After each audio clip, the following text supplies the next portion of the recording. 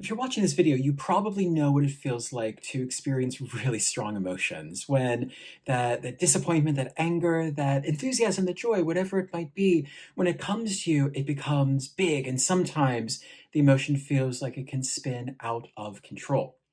Now, emotions are one thing. Emotions are physiological sensations that give us cues within our own body. But have you ever thought about how your responses to your emotions are actually your past self just trying to recreate past situations? I want us to explore that idea today and to think not about bypassing emotions. This isn't about bypassing or repressing or getting rid of emotions, but about attending to our emotions with more honesty and more steadiness in the present moment rather than attending to emotions with the mindsets or the lenses from our past experiences. I'm Dr. Alan Johnson, and on this channel, I talk about the mind, well-being, productivity, and change for thinkers, makers, and everyone in between. And there are three main things that I want us to explore in this video. First of all, the difference between the truth of emotions and what's just emotional weather, how we can distinguish between those two. We're then going to look at how our feelings and emotions are shaped by our old stories rather than just our present reality. And then three ways that we're able to bring a little bit more space and peace and calm into our emotional world. So let me begin by telling you a story. A few years ago, I was finishing up some work emails. It was getting late into the evening. It was actually right before the Easter weekend. So everyone was kind of off work, but I just wanted to catch up on the last few bits. And an email came through, and it was critical of me. It was kind of passive aggressively critical, actually. The kind that's worded just strongly enough to upset you, but still stay professional. I'm sure you've experienced those types of emails before. And when I read it, instantly I felt the shame and the anger and that twisting feeling in my stomach. And I spent hours working on composing my response. And remember, this was probably already 8 or 9 at night. So it had gone past midnight when I was still, thinking about how am I going to respond to this. And underneath it all, this sort of quieter voice began to emerge. This voice that said, "Is this the truth? Is this the truth, or is this just an emotional storm that I am weathering in the moment?" Because we live in a culture that oftentimes confuses authenticity with reactivity. We believe that someone is being authentic if they are jumping toward reactions to everything that comes their way. As if to feel something strongly and authentically is the same as knowing something clearly. That to rush is to be truthful to ourselves. But there's a key distinction that we need to be aware of here. Feelings and emotions are data. They are not directives. Feelings and emotions just give us clues to what's going on inside of us at the moment, but we don't have to follow through with what that emotional world is telling us to do. Our emotions are messengers, but they're not necessarily really that trustworthy because our emotions are coming from a place of survival. Yeah, they want us to be safe, they want us to be happy, they want us to be comfortable, but our emotions are also coming from a place of memory and a place of longing. Our emotions are counterintuitively trying to recreate the same past situations that we were in previously. If someone told us something that made us angry in the past and we acted out with rage and we felt that we had reestablished our ego boundaries, then our emotions are going to try to get us to do exactly the same thing again. Have you ever had a reaction to something that feels like it was actually way bigger than what happened? Maybe someone said something to you that was maybe just a little bit off, or you got some news that was maybe a little bit disappointing. And the next thing you know, your response and your reaction to it feels so much bigger. And you might even in the moment have consciously been aware of the fact that this feels a little bit bigger than it needs to be, but you aren't able to rein it in. Well, when that happens, it's a really, really important indication to us that that big reaction that we're experiencing to that bad news, to that disappointing feedback, to that upset, whatever it might be, our big reaction is not about now. Our big reaction is about then. It is about something that happened to us in the past. It is about a similar experience in our lives that our emotions are trying to take us through again. We carry these types of emotional blueprints really deeply inside of us. They're kind of like grooves on a record. Once they've been worn in, they are going to be there. And they're shaped by our childhood, definitely. They're shaped by our culture, the family in which we are raised. They are shaped by our traumas, our heartbreaks, our accomplishments.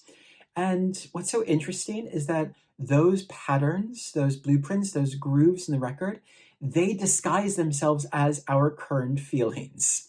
That's their sort of trick to try to keep us safe. They say that this is how you're feeling now. It's not how we're feeling now. It's how we felt when we were dumped the first time in high school. It's how we felt when we lost our job 20 years ago before getting a better and new job after that. It's how we felt when a parent or teacher or coach told us something that made us feel shame or embarrassment. So, when you feel these big emotional responses to something, ask yourself, is this feeling current or is it from the past? Or maybe is part of this feeling current and is a bigger part of it from the past? That question alone can help you shift things in really, really significant ways. And this is where things begin to get really interesting.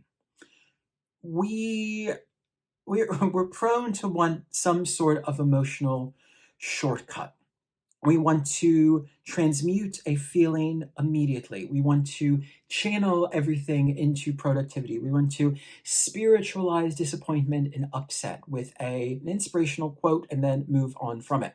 But spiritual maturity and emotional intelligence asks us to be slower and more honest with that data that emerges in the form of emotions. It tells us, can you sit with this feeling long enough to really understand it?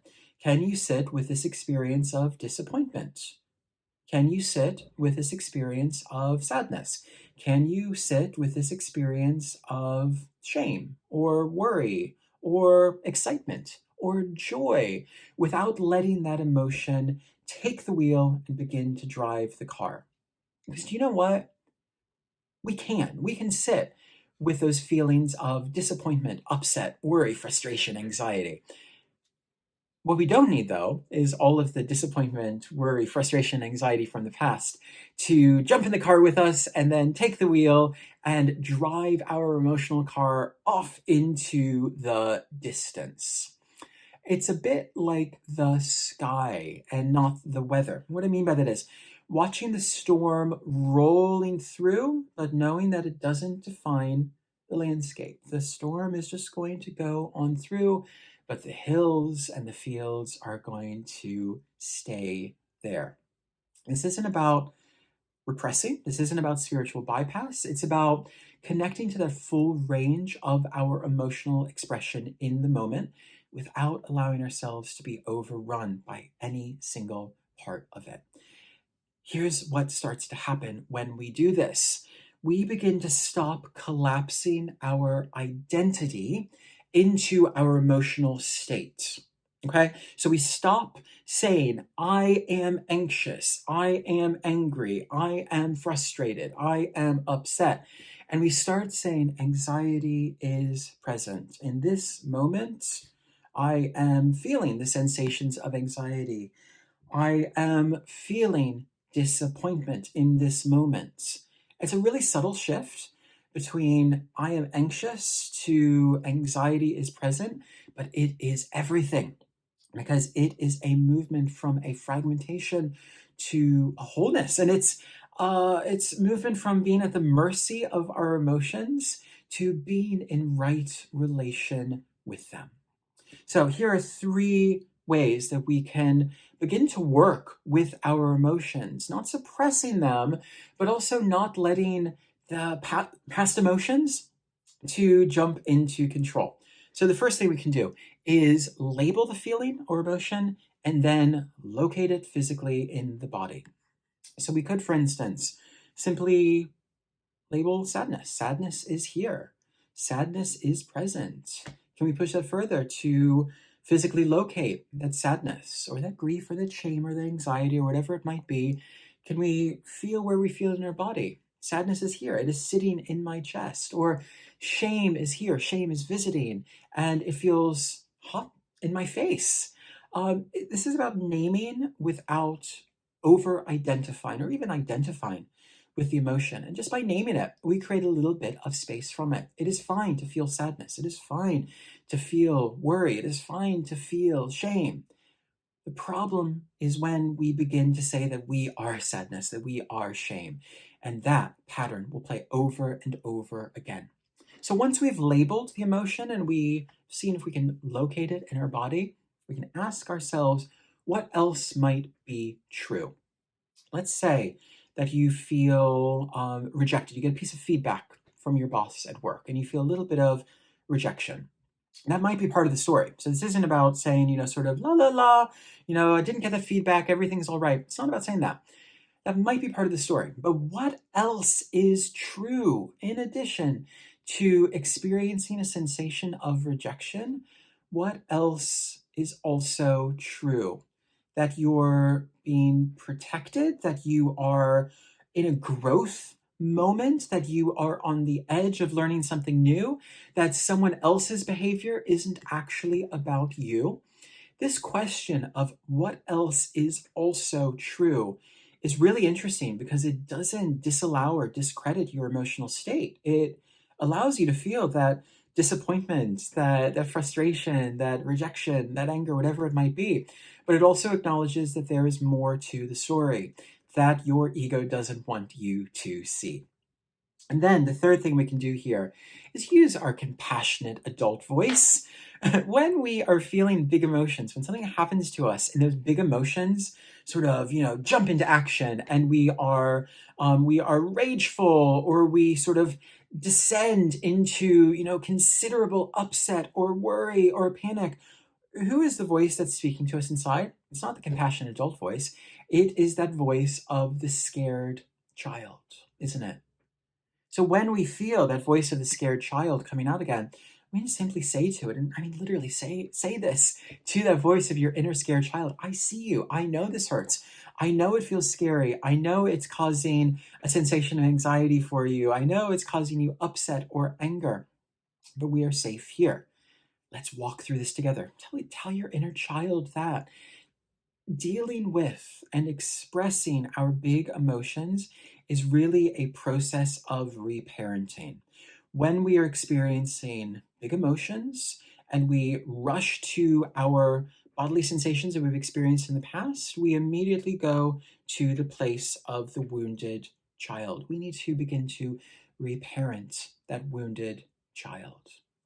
So this is what I'm offering as an invitation to you today, that reminder that yes, your feelings matter, that yes, your feelings are real, your feelings are clues, your feelings will leave you feeling tender.